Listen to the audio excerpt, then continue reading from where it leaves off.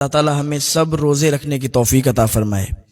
کل جمعہ کا دن تھا، جمعہ کی بہت فضیلت آئی ہے، تو کل جمعہ پر بیان ہوا تھا۔ آج ہفتے کا دن ہے، سنیچر کا دن ہے، تو سنیچر میں کیا معاملات پیش آئے تو یہ بھی آج آپ کو سننے کو ملے گا، انشاءاللہ اسی پر گفتگو ہوگی۔ حضرت موسیٰ علیہ السلام نے بنی اسرائیل کو حکم دیا کہ تم لوگ ہفتے میں ایک دن مقرر کر لو کہ جس دن اللہ تعالیٰ کی عبادت کرو۔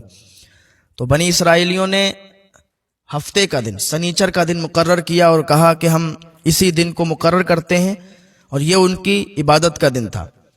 کہا کہ اس دن اللہ تعالیٰ نے تمام اشیاء کو پیدا فرما کے معاذ اللہ فراغت حاصل کی۔ ان کا عقیدہ یہ ہے کہ معاذ اللہ پاک سنیچر کے دن چھٹی کرتا ہے۔ حضرت سیدنا انس بن مالک رضی اللہ تعالیٰ عنہ سے مروی ہے کہ ہم حضور صلی اللہ تعالیٰ علیہ وسلم سے دنوں کے متعلق پوچھا کرتے تھے، تو سنیچر کے دن کے متعلق پوچھا تو حضور فرماتے ہیں کہ سنیچر کا دن جو ہے یہ مکر و فریب کا دن ہے۔ عرض کیا یا رسول اللہ صلی اللہ تعالیٰ علیہ وسلم وہ کیسے؟ فرمایا کہ اہل قریش نے اسی دن دار الندوہ میں میٹنگ کر کے میرے قتل کا ارادہ کیا تھا، اور سنیچر کے دن 7 آدمیوں نے 7 آدمیوں سے مکر کیا۔ قوم نوح نے حضرت سیدنا نوح علیہ السلام سے مکر و فریب کیا، قوم صالح نے حضرت صالح علیہ السلام کے ساتھ مکر و فریب کیا اور عذاب الہی میں گرفتار ہوئے، اور حضرت یوسف علیہ السلام کے ساتھ آپ کے بھائیوں نے مکر کیا، اور حضرت موسیٰ علیہ السلام کے ساتھ آپ کی قوم نے مکر و فریب کیا، اور حضرت عیسیٰ علیہ السلام کے ساتھ بنی اسرائیل نے مکر و فریب کیا، اور رؤسائے قریش نے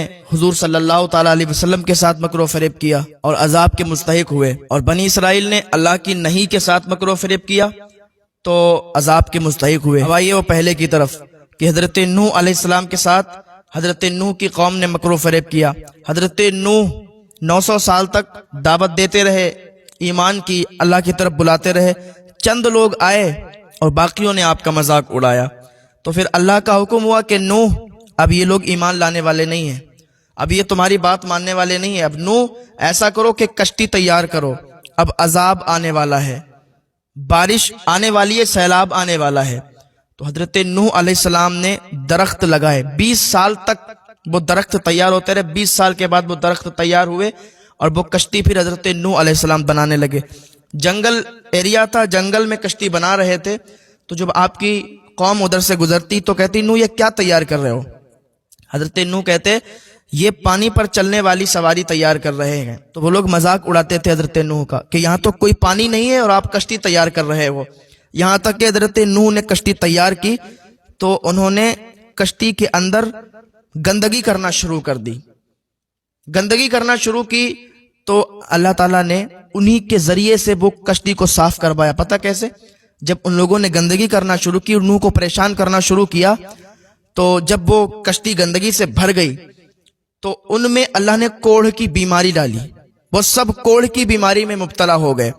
تو ادھر سے ایک گزر رہا تھا حضرت نوح علیہ السلام کی قوم کا ایک شخص ادھر سے گزرا، وہ دھوکے سے کشتی میں گر گیا، اور جہاں پر گرا تو جو کوڑھ کی بیماری اسے لگی ہوئی تھی نا، جتنی جگہ پر گندگی لگی اتنی جگہ کی اس کی بیماری ختم ہو گئی۔ پھر اس نے گندگی کو اٹھا کے اپنے جسم پر ملا تو وہ بھی اس کی بیماری ختم ہوئی۔ تو اس نے جا کے بستی میں بتایا کہ وہ گندگی لگانے سے کوڑھ کی بیماری ختم ہو رہی ہے۔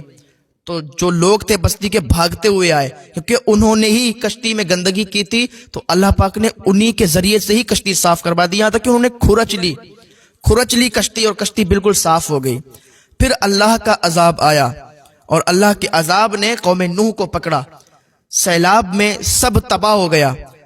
کشتی میں 3 طبقے تھے، تینوں طبقوں میں ایک میں جانور تھے، چرند پرند، ایک میں انسان۔ تو کشتی کو حضرت نوح علیہ السلام لے کے نکلے۔ اللہ نے فرمایا کہ ان میں ہر ایک کا جوڑا رکھو، ہر ایک کو جو ایمان والے ہیں ان کو داخل کرو، جانوروں کو داخل کیا گیا۔ پھر حضرت نوح علیہ السلام اس کشتی کو لے کے نکلے، جودی پہاڑ پر وہ کشتی ٹھہری تھی۔ اس میں کتاب میں ذکر ہے کہ صرف 80 لوگ تھے آپ کے ساتھ، سمانین ایک شہر کا نام بھی انہوں نے رکھا، وہاں پر بسایا۔ تو یہ سب معاملات پیش آئے۔ اب آئیے دوسری طرف کہ قوم صالح نے حضرت صالح علیہ السلام کے ساتھ کس طرح سے مکر و فریب کیا۔ حضرت صالح علیہ السلام کی قوم نے حضرت صالح علیہ السلام سے کہا کہ اگر تم اللہ کے نبی ہو تو کوئی معجزہ دکھاؤ۔ تو اللہ نے پتھر کو پھاڑ کر اونٹنی کو ظاہر کیا، पत्थर से ऊँटनी पैदा फरमाई और वो ऊँटनी निकली तो हजरत सालेह अलैहिस्सलाम ने फरमाया कि इस ऊँटनी को तकलीफ ना पहुंचाना, लेकिन उनकी कौम ने ऊँटनी के कूचे पैर काट दिए। जब ऐसा जुर्म किया तो हजरत सालेह अलैहिस्सलाम ने फरमाया कि अब तुम लोग तबाह बर्बाद हो जाओगे। 3 दिन के बाद हजरत जिब्रील अलैहिस्सलाम की चिंगाड़ से पूरी की पूरी कौम तबाह हो गई, पूरी की पूरी सालेह अलैहिस्सलाम की कौम बर्बाद हो गई। तो ये भी सनीचर के ही दिन हुआ ये कारनामा, और इनकी कौम जो तबाह हुई वो भी सनीचर के ही दिन हुई। अब आइए तीसरी तरफ कि हजरत सैयदना यूसुफ अलैहिस्सलाम के भाइयों ने आपके साथ मकर किया सनीचर के दिन।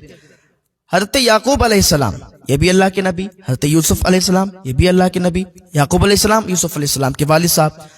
तो हजरत याकूब अलैहिस्सलाम यूसुफ अलैहिस्सलाम से बड़ा प्यार किया करते थे, मोहब्बत किया करते थे। वजह क्या थी कि हजरत यूसुफ अलैहिस्सलाम जब छोटे थे ना तो इनकी वालिदा का इंतकाल हो गया था। तो जब बच्चा छोटा होता है और बचपन में माँ गुजर जाती है तो फिर वालिद ज्यादा उसको ही प्यार करता है, और जब छोटा जो सबसे ज्यादा होता है तो उसको बदरजे औला ज्यादा प्यार किया जाता है। और हजरत यूसुफ अलैहिस्सलाम जो कि अल्लाह के नबी गुजरे हैं, हजरत यूसुफ अलैहिस्सलाम खूबसूरत भी बहुत थे, और तो इनके दूसरे जो भाई थे तो ये जलते थे कि हमारे छोटे भाई से अब्बा बहुत प्यार करते हैं, हम लोगों से करते नहीं है, तो क्यों ना ऐसी तदबीर निकाली जाए कि अब्बा हम लोगों से प्यार करने लगें और छोटे वाले से कम प्यार करें। यूसुफ अलैहिस्सलाम को इनके भाई लेके गए और कुएं में डाल दिया। तो हजरत जिब्रील ने आके कुएं में इनकी हिफाजत की, तो अल्लाह ताला ने इनकी मदद फरमाई। अल्लाह के नबी हैं, और जो अल्लाह का होता है अल्लाह उसकी मदद फरमाता है, अल्लाह अपने बंदों को यूं रुसवा नहीं होने देता। तो इनके जो भाई थे कुएं में छोड़ आए। हजरत याकूब अलैहिस्सलाम को पता चला तो उनकी आंखों की बिनाई चली गई, लेकिन मोहब्बत कम नहीं हुई। तो ये सब वाकयात जो हुए ना ये सनीचर के दिन हुए। हजरत मूसा अलैहिस्सलाम के साथ फिरौन ने जो मकर किया था ये भी सनीचर के दिन किया था, जुमे वाले दिन मैंने ये बयान कर दिया था, तो अब मजीद बयान करने की जरूरत नहीं है। भाई सनीचर के दिन हजरत मूसा अलैहिस्सलाम ने असा जमीन पर डाला, वो अजदहा बन गया। जादूगरों ने अपने अपने ऐसे डाले, वो अजदहे बने। तो हजरत मूसा अलैहिस्सलाम का अजदहा उन सारे अजदहों को खा गया था। हाँ, यही सब वाकयात थे। तो ये सनीचर वाले दिन हुआ था। हजरत ईसा अलैहिस्सलाम के साथ बनी इसराइल ने जो मकर किया था ये भी सनीचर का दिन था कि हजरत ईसा अलैहिस्सलाम के कत्ल का इन्होंने मंसूबा बनाया और उन पर एक आदमी को मुकर्रर कर दिया। तो अल्लाह ताला ने हजरत ईसा अलैहिस्सलाम को आसमान पर उठा लिया, और जिसने कत्ल करने का मंसूबा बनाया था उसको ही अल्लाह ताला ने हजरत ईसा अलैहिस्सलाम की शक्ल दे दी। तो बनी इसराइल ने उसको कत्ल कर दिया और ईसा अलैहिस्सलाम आसमान पर उठा लिए गए। तो ये वाकया जो हुआ था यह भी सनीचर के दिन हुआ था। अब आइए वो जो मैंने बयान किया था ना कि हुजूर सल्लल्लाहु ताला अलैहि वसल्लम के साथ जो काफिरों ने मकर फरेब किया था ये भी सनीचर का दिन था। तो ये लोग मीटिंग किया करते थे। एक दिन शहर के सारे रईस एक जगह जमा हुए, शैतान भी इंसानी शक्ल इख्तियार करके बहुत बुजुर्ग हस्ती बन के और इन लोगों में आ गया, जहां पर ये बड़े बड़े रईस काफिर मौजूद थे, मीटिंग बना रहे थे हुजूर के कत्ल की। तो शैतान ने कहा कि मेरा नाम शेख नजद है और मैं भी आपके मशवरे के लिए आया हूं, मैं भी आपकी मीटिंग में शामिल होने के लिए आया हूं। तो लोगों ने अपने अपने मशवरे देना शुरू किए।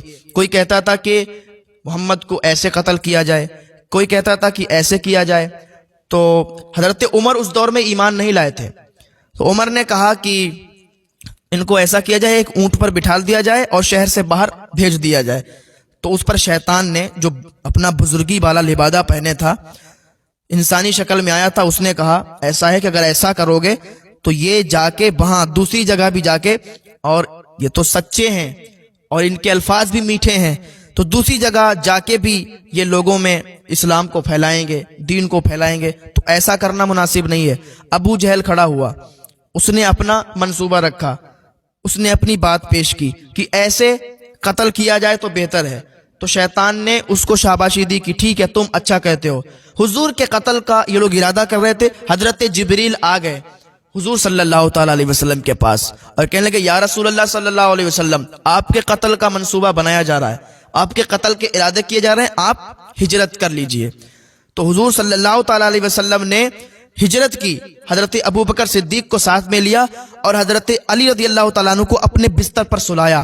कहा अली तुम मेरे बिस्तर पर सो जाओ, मेरी चादर ओढ़ लो, और जब सुबह होगी तो फुला फुला की ये अमानत है उनको दे देना जाके। कि हुजूर को पता था کہ علی کو کوئی ہاتھ بھی نہیں لگا سکتا، اور علی کو بھی یہ اتنا پختہ یقین تھا حضور کا بستر مل رہا ہے، حضور کی چادر مل رہی ہے، تو پھر اس سے بڑا شرف ہمارے لیے اور کیا ہوگا۔ تو علی بھی چادر اوڑھ کے سو گئے۔